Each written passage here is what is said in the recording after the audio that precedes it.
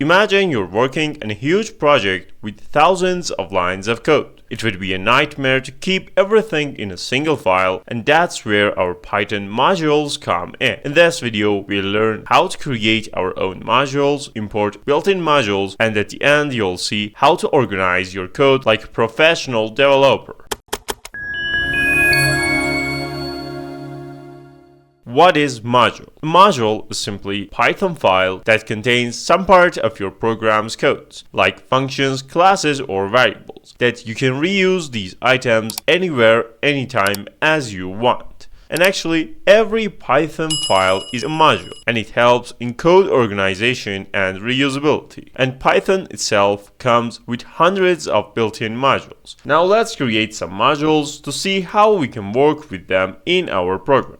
So, for creating modules, what you need to do is come to your main directory and here create another Python file. And for this example, I'm going to name my file this module.py. And pay attention, this name is actually both for files and your module. And here, let's say we got a bunch of functions. For example, at first, let's say we got the simple function of hello, which is going to simply print this hello world for us. And then let's have another function, and here we name that this age, and this is going to tell and print that user is 20 years old. You know that we can run this and we can call these functions. But this is the point of creating module, to have, for example, your functions in different file and come into your main.py and use that functions in this file. But how we can use those functions and this module?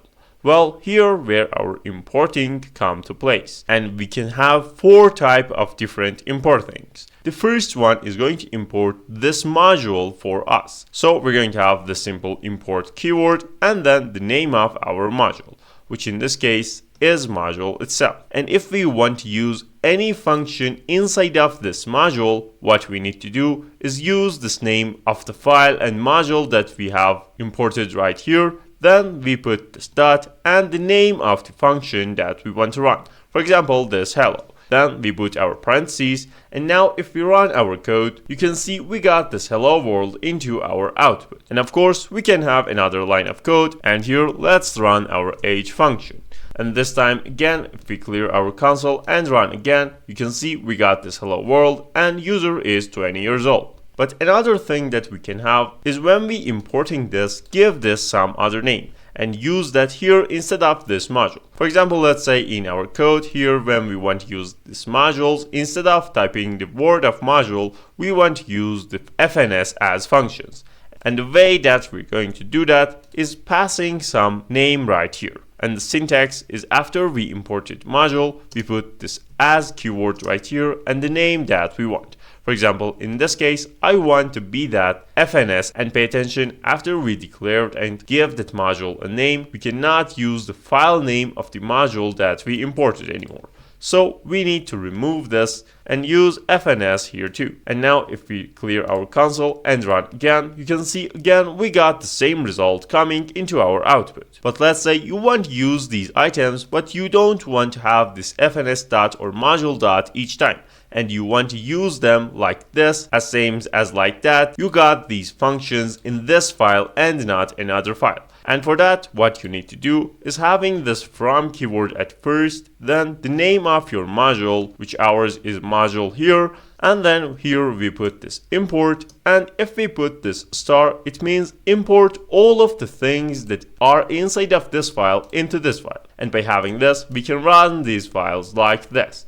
And if we check that, you can see if we run again, we got those results coming here into our output. But pay attention, this is not recommended because you don't want to import all of the codes are in another file to this file. And for example, maybe you only want to use this hello function and not that age. And for that, what you can do is instead of this star, put the name of the function that you want to use. For example, in this case, this is the hello function that we want to use. And this time, if we run, you can see we got this hello world. But if we want to have this age function right here to run, if we run, it's not going to run because we have not imported that. But if we want to import that as well as this hello, but let's say we got some other functions here that we don't want to import them, what we can do is having this comma and then this age. And by having this, we're importing hello and age from this module. And now if we run, you can see again we got both of our items printing and both of our functions work. But Python itself comes with hundreds of built-in modules that we can use. And let's look at some of those items. And if you want to see what are those items, if you open your terminal, you can use this pipe right here and then this list.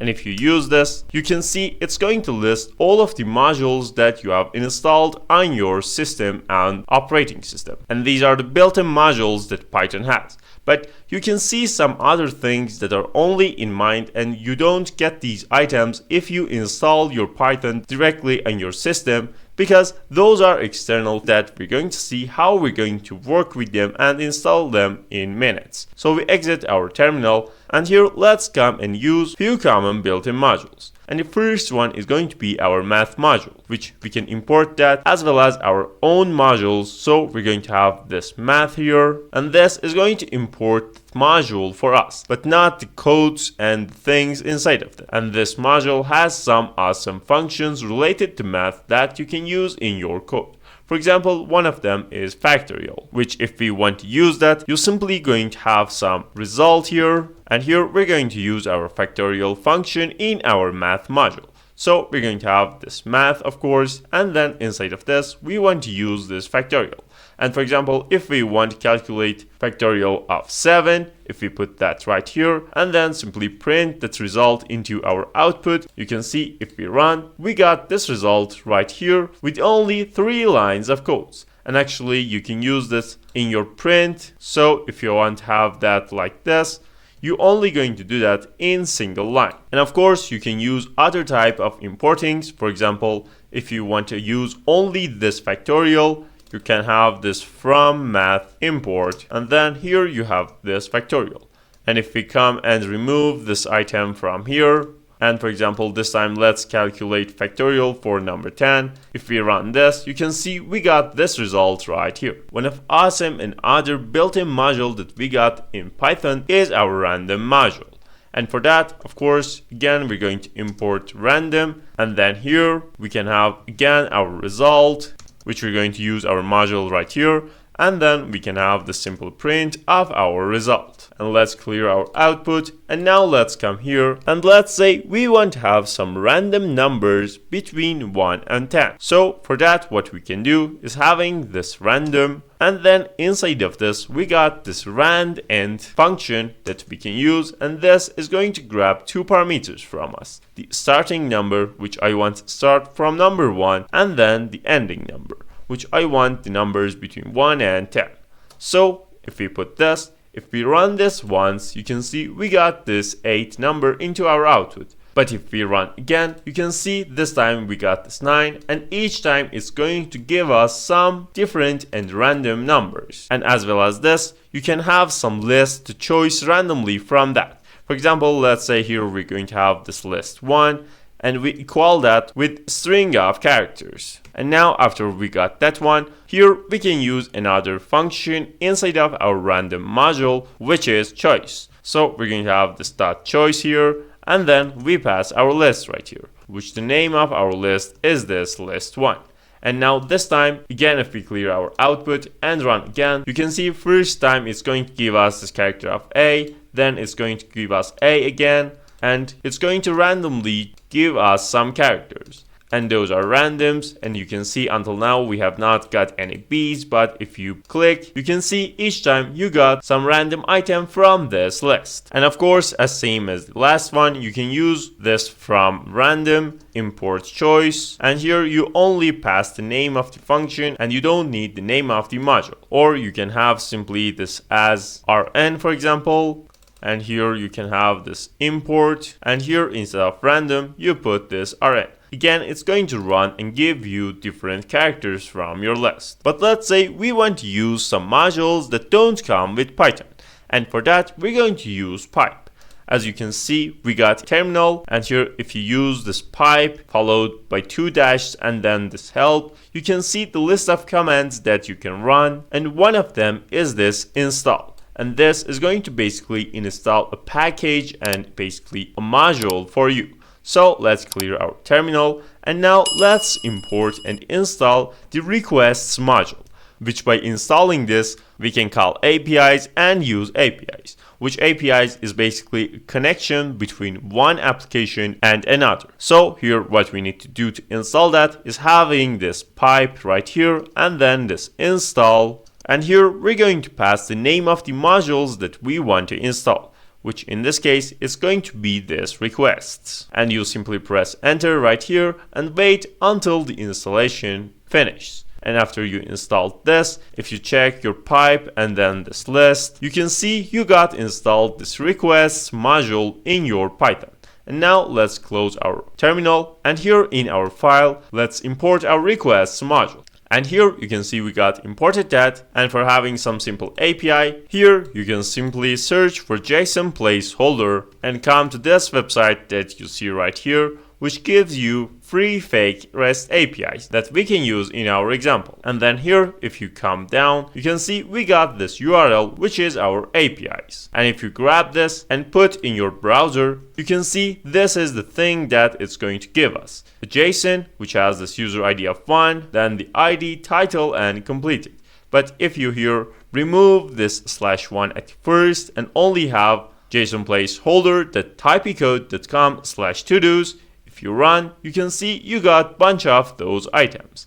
And basically, we want these items in our Python programs. So we want to grab these items. And for that, what we can have is come here and having our result variable again right here and equal that with this requests module that we got right here and then this dot. And inside of this, we're going to use this get method and function. And inside of this, we're going to pass the URL that we just copied. And pay attention, in this case, we're only getting that number 1, which was this todos /1. So we're going to get this item in our program. And because we want to save the JSON format in our result, we need to have this .json at the end of that. And then here we can come and use our print method and simply print our result. And now here, if we run, you can see we got the same JSON right here. The user ID is 1, ID is 1, then we got this title and the completed status, which is false. And if you want to have all of those items and not only one of them, if we clear our output and run again, you can see that we got all of the items and not only one of them. But now let's say we want to create some simple program that we put the ID of the task and to do that we got right here and we get only that in our output. And for that, what we can have in our single file is having this simple function right here of get task. And then here we're going to grab this ID from our user as our argument, and then inside of this we're going to simply return this request.get.this URL. But pay attention, here we want to have this ID, and for that we can use this f string. So we put this f here, and then we got this slash, and we can put our ID right here. And actually, instead of this return, let's save that in this result variable right here, and then print that result into our output. And now, if we come into our file scope and run our function of get task, and if we pass this number of 1, if we run this, and let's clear our output first, and if we run this, you can see we only get the user with the ID of 1. But if we put this ID number 10 here, if we run again, you can see this time we got the user with the ID of 10. And pay attention, we're searching for the ID, and this is the field that we're looking for and not this one. So at the one above, you can see the ID is going to be number 1, and the second one, the ID is going to be number 10. But now, after we got these items, let's create a mini program using our modules. And for that, here in our file, I'm going to get rid of this modules.py because we don't need this anymore. And then here, let's create another file, which this file's name is this hello. And then we got this .py extension right here, which in this one, we're going to have simple function of say hello, which is going to simply print this hello world. Then let's say we want to have another file in our directory, which this one is going to be, for example, users.py. And in this one, let's say we got some simple list, which holds our users' names. So this is another module which only holds data for us. And let's say we want another module, which this one is going to hold variables for us. So we're going to have this variables.py here. And here, let's say we got this A to be number 4, then the B to be this number 7, and some other ones. Just like this. And then let's say we got another one, which is our functions.py. And basically, in this scenario, we're going to save all of our functions in this functions.py except one function of hello, which is in our hello module. So here, let's say we're going to have some function to grab a list and show these items in our output. So for that, here we're going to have another function of show list. And here it's going to grab this list. And then here we're going to use simple for loop. So we want for item in list. And here we have the simple print, then this hyphen at first, and we add that with the item. And now after this item, let's say we want to have some things to do with our variables. So in our function.py again, we can have another function of add here, which this is going to receive 2 arguments from us, and then simply print this A plus B. And now we got these items in our functions.py. Now let's come into our main.py and use these modules. First one that we want to use is this hello.py. And pay attention, when you're importing the module, it should be at the top of your file and all of the importings at the top and then rest of the code. So here we're going to import all of our modules and see which type of importing is best for importing them. For example, in this hello.py, because we only have one item, it's good to have this from hello import this say hello. Then for the next one, because we got 2 items in our functions, we can use this from functions import 2 functions that we got was show list and add. So here we're going to have this add and show list. And the next one is our users and variables. And in our main file, this import of users, then we can simply import variables. And now if we want to use these items, for example, at the first, let's run this function of say hello. So we got this say hello, and if we run this just like this, let's clear our output and run again, you can see we got this hello world, which we have misspelled this. So if we come again into our main file and run again, you can see we got this hello world. Next one, let's use our variables. Here we can have the simply print, and here we want to have this variables module, and inside of this, for example, print the variable of A. Now if we run, you can see we got the value of 4. If we have just as same as this but this B, if we run, you can see we got this number 7. And let's use this add function from our function module. And for that, we can have this add and pass this variables.a and this variables.b. Now if we run, you can see we got this 4, 7, and then our add function is going to add these 2 items together and give us this value of 11. But you can see this kind of writing the variables is not good. So let's pass some name to this. We got this import variables as nums, and here we can rename these items with this nums.